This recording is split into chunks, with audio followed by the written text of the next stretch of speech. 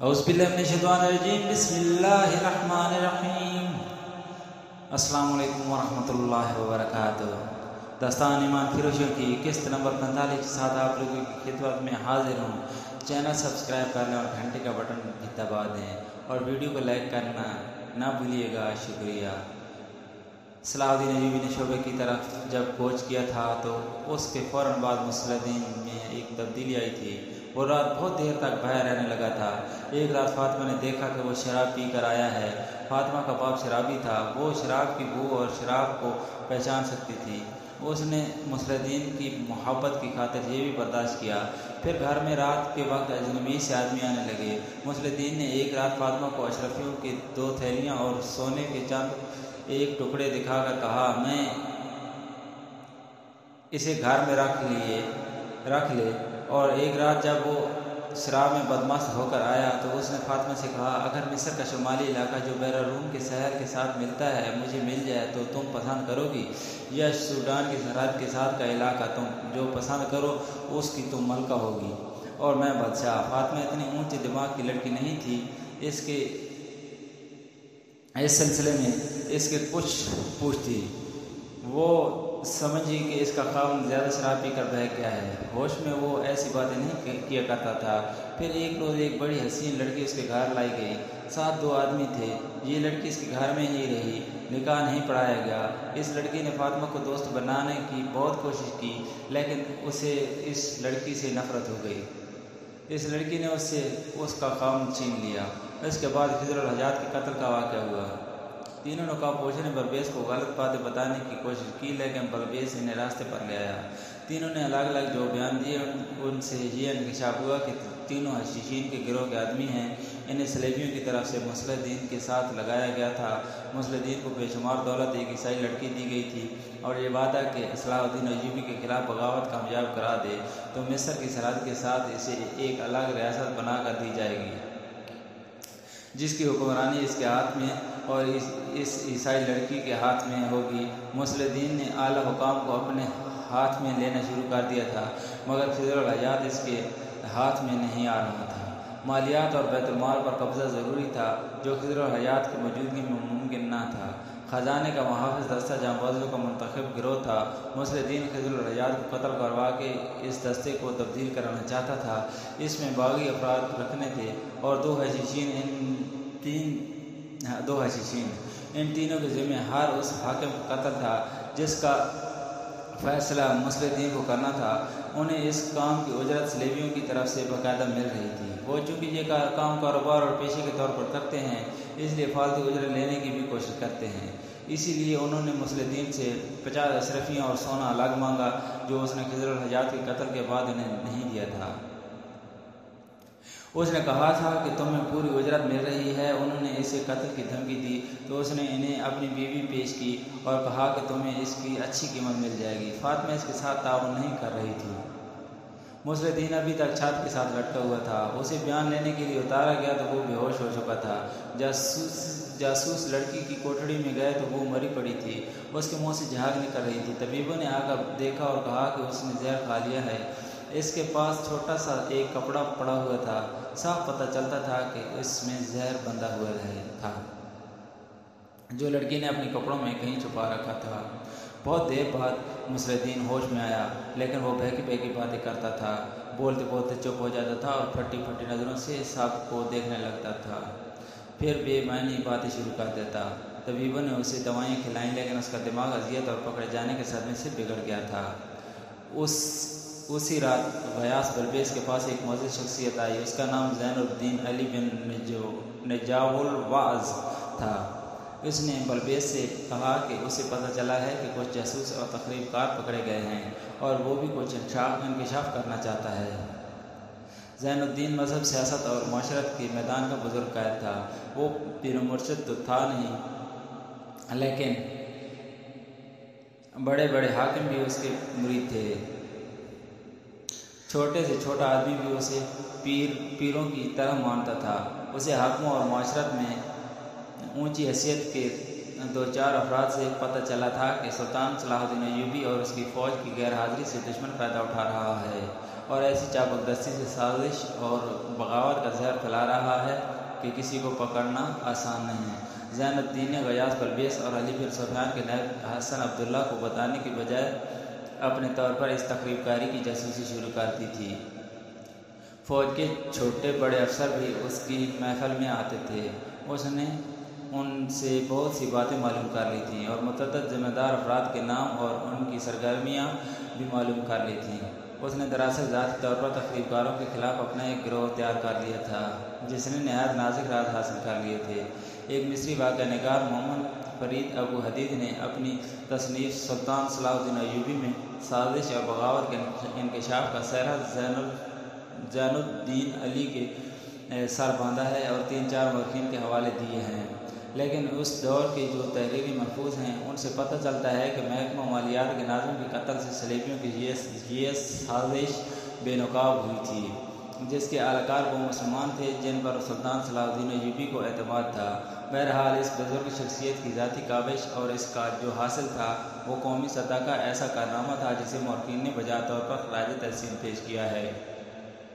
इसने बलबेस से कहा कि वो अभी कुछ दिन और अपनी जासूसी जारी रखना चाहता था ताकि हर एक साजिशी के निशानदेही हो जाए, लेकिन इन तकरीबकारों की गिरफ्तारी की खबर शहर में मशहूर हो गई है जिससे उनके साथी रूपोश हो जाएंगे। उसने नाम और पते वगैरह बता दिए, अपने आदमी बलबेस के हवाले कर दिए। हसन बिन अब्दुल्ला को बुला लिया गया। हसन और बलबेस ने फैसला किया कि सुल्तान सलाहुद्दीन अय्यूबी को फौरी तौर पर इतला दे दी जाए।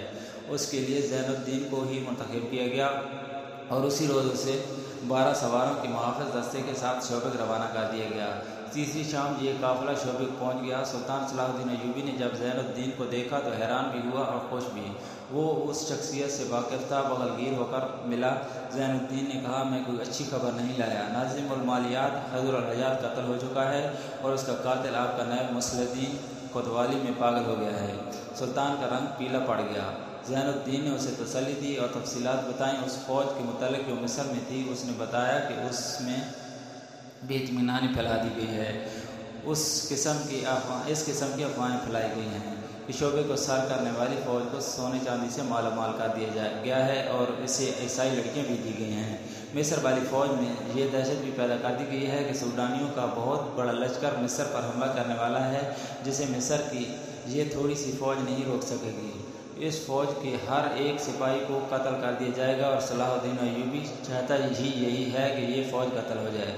इसके अलावा ये अफवाह भी फैलाई गई है कि सुल्तान सलाहुद्दीन अय्यूबी महाज पर शदीद ज़ख्मी हो गया है, शायद ज़िंदा नहीं रहेगा।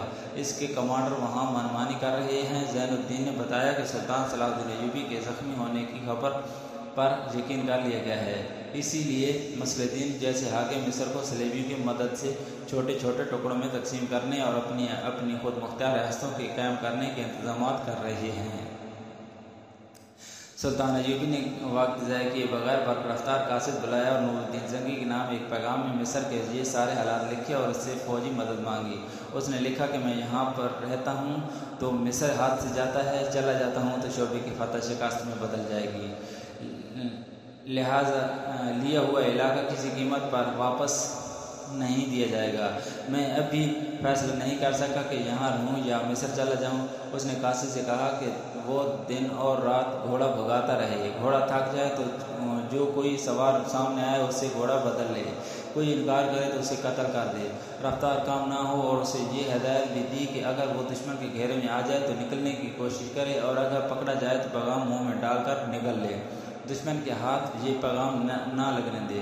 कासिद रवाना हो गया। सुल्तान सलाहुद्दीन अय्यूबी ने ऐसा ही एक और कासिद बुलाया और उसे अपने भाई तकीउद्दीन के नाम पैगाम लिखकर उसे वही हिदायत दी जो पहले कासिद को दी थी। उस पैगाम में उसने भाई को लिखा कि तुम्हारे पास जो कुछ भी है, जितने लड़ाक आदमी इकट्ठे कर सकते हो, घोड़ों पर सवार हो जाओ और काहिरा पहुँचो। रास्ते में बिला ज़रूरत रुकना नहीं। मुझे मालूम नहीं कि मैं तुम्हें कहाँ मिलूँगा भी या नहीं। अगर काहिरा में हमारी मुलाकात ना हो सकी और अगर मैं ज़िंदा ना रहा तो हमारा तो मिस्र संभाल लेना। मिस्र बगदाद की खिलाफत की मुमलकत है और खुदा ज़ुल जलाल ने इस मुमलकत की जिम्मेदारी अय्यूबी ख़ानदान को सौंपी है। रवानगी से कबल वालिद मोहतरम नजमुद्दीन ایوب کے آگے جھکنا اور انہیں کہنا کہ وہ تمہاری پیٹھ پر ہاتھ پھیریں۔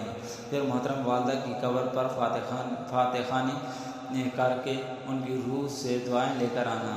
اللہ تمہارے ساتھ ہے، میں جہاں ہوں وہاں اسلام کو پرچم سرنگوں نہیں ہونے دوں گا، تم مصر میں اس پرچم کو سر بلند رکھو۔ یہ قاصد بھی روانہ ہو گیا۔ ان دونوں میں سے جو قاصد نور الدین زنگی کے پاس پہنچا تھا اس کی جسمانی حالت یہ تھی کہ اس کا بایاں بازو تلواروں کے زخموں سے ایک کیما بنا ہوا تھا اور اس کی پیٹھ میں ایک تیر اترا ہوا تھا۔ وہ زنگی کے قدموں میں گرا، اتنا ہی کہہ سکا کہ راستے میں دشمن مل گیا تھا، اس حالت میں پیغام لے کر نکلا ہوں۔ اس نے پیغام زنگی کے ہاتھ میں دیا اور شہید ہو گیا۔ نور الدین زنگی کی فوج جب شعبے کے قریب پہنچی تو قلعے اور شہر میں اعلان ہو گیا کہ صلیبیوں کا بہت بڑا حملہ آ رہا ہے، گرد آسمان تک جا رہی تھی۔ پتہ نہیں چلتا تھا کہ گرد میں کیا ہے، امکان یہی ہے کہ یہ صلیبی فوج ہے۔ ایک لمحہ ضائع کیے بغیر شعبے کی فوج مقابلے کے لیے تیار ہو گئی، لیکن گرد میں جو جھنڈے بلند نظر آئے وہ اسلامی تھے۔ پھر گرد میں تکبیر کی نعرے سنائی دیے۔ قلعے سے سلطان صلاح الدین ایوبی کے نائبین استقبال کے لیے آگے چلے گئے۔ 3-4 روز بعد صبح سویرے قاہرہ میں جو فوج تھی اسے میدان میں جمع ہونے کا حکم ملا۔ فوجی چہمہ گوئیاں کرنے لگے کہ انہیں تیاری کا حکم ملا ہے۔ بعض نے کہا کہ بغاوت ہوگی، کسی نے کہا کہ سوڈانیوں کا حملہ آ رہا ہے۔ ان کے کمانڈروں تک کو علم نہیں تھا کہ اس اجتماع کا مقصد کیا ہے۔ یہ حکم فوج کی مرکزی کمان سے جاری ہوا تھا۔ جب تمام فوج اپنی ترتیب سے میدان میں آ گئی تو ایک طرف سے 6-7 گھوڑے دوڑتے آئے۔ سب دیکھ کر حیران رہ گئے کہ سب سے آگے سلطان صلاح الدین ایوبی تھا۔ سب جانتے تھے کہ وہ شعبک میں ہے۔ سلطان صلاح الدین ایوبی نے ایک عجیب حرکت کی۔ اس نے تہہ بند کے سوا تمام کپڑے اتار کر پھینک دیے، سر بھی ننگا کر دیا اور فوج کی تمام صفوں کے سامنے وہ گھوڑا دھل کی جال چلاتا گزر گیا۔ پھر سامنے آ کر بلند آواز سے کہا، میرے جسم پر کسی نے کوئی زخم دیکھا ہے؟ کیا میں زندہ ہوں یا مردہ؟ امیر مصر کا اقبال بلند ہو۔ ایک شتر سوار نے کہا، ہمیں بتایا گیا تھا کہ آپ زخمی ہیں اور جاں بر نہیں ہو سکیں گے۔ اگر یہ خبر جھوٹی ہے تو وہ افواہیں بھی جھوٹی ہیں جو تمہارے کانوں میں ڈالی گئی ہیں۔ سلطان صلاح الدین ایوبی نے اتنی بلند آواز سے کہا کہ آخری صف تک اس کی آواز پہنچتی تھی۔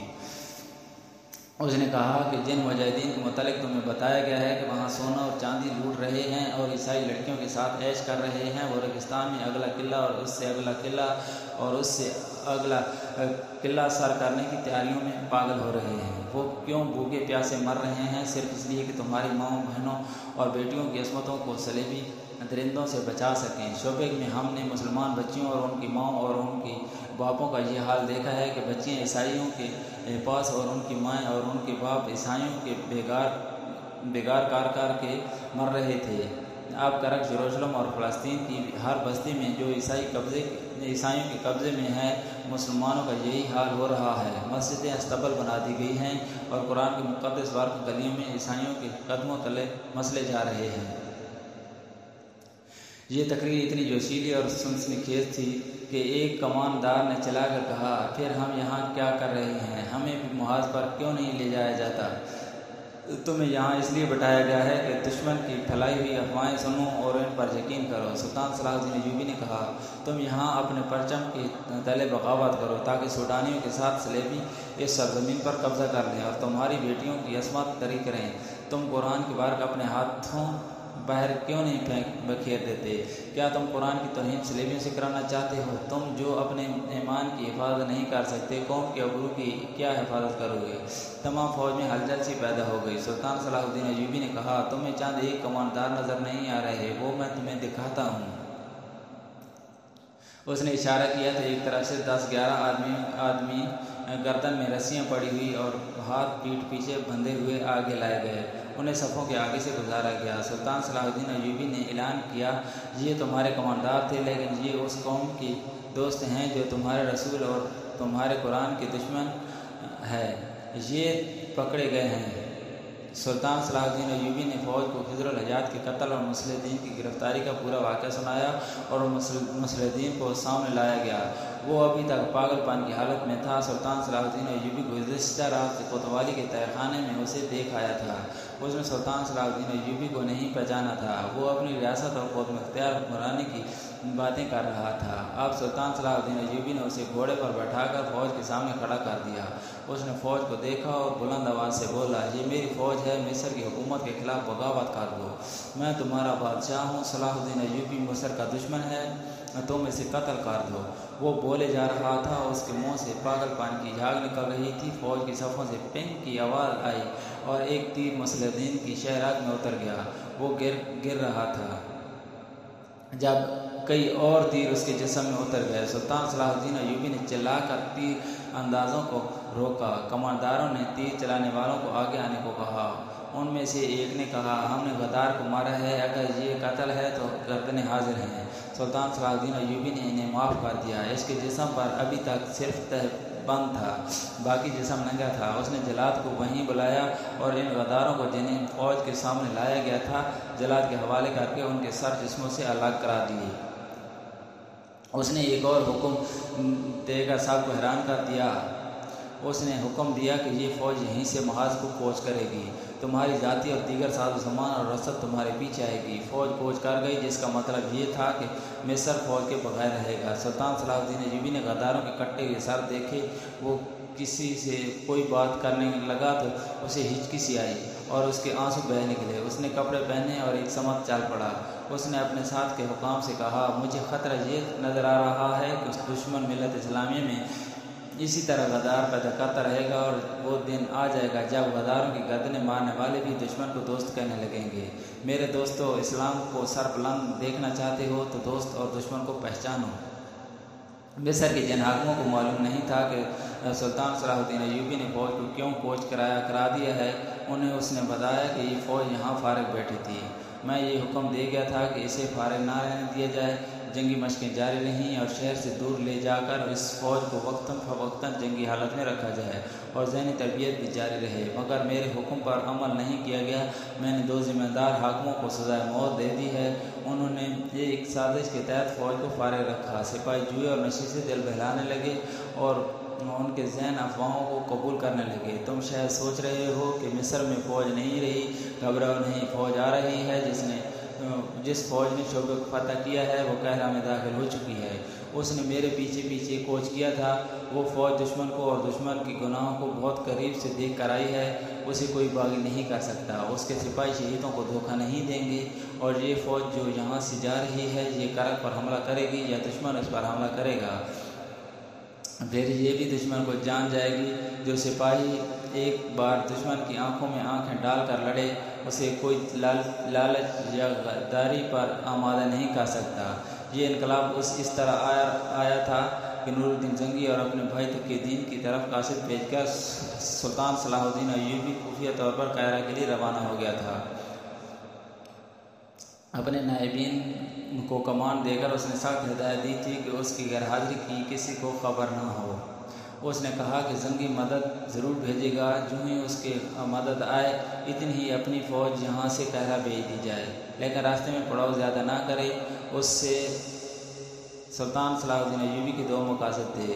ایک یہ کہ اگر مصر کی فوج باغی ہو گئی تو محاذ سے آنے والی فوج بغاوت خود کرے گی، اور اگر حالات ٹھیک ہوئے تو مصر کی فوج محاذ پر آ جائے گی اور محاذ کی فوج مصر میں رہے گی۔ سلطان صلاح الدین ایوبی قاہرہ پہنچا تو اس کی موجودگی خفیہ رکھی گئی۔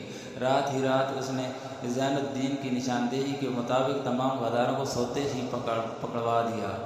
کئی اور جگہوں پر چھاپے مروائے۔ 3 حشیشین نے بھی بعض افراد کے نام بتائے تھے، انہیں بھی پکڑا گیا۔ کسی کے عہدے اور رتبے کا لحاظ نہ کیا گیا۔ آج کی کہانی یہیں تک، باقی اگلی قسط میں۔ معزز سامعین، آج کی قسط آپ کو کیسی لگی؟ کمنٹس میں اپنی آراء سے ضرور آگاہ کریں۔ کہانی ابھی جاری ہے، اگلی قسط کے لیے چینل سبسکرائب کر لیں اور گھنٹی کا بٹن بھی دبا دیں۔ شکریہ، جزاک اللہ، والسلام۔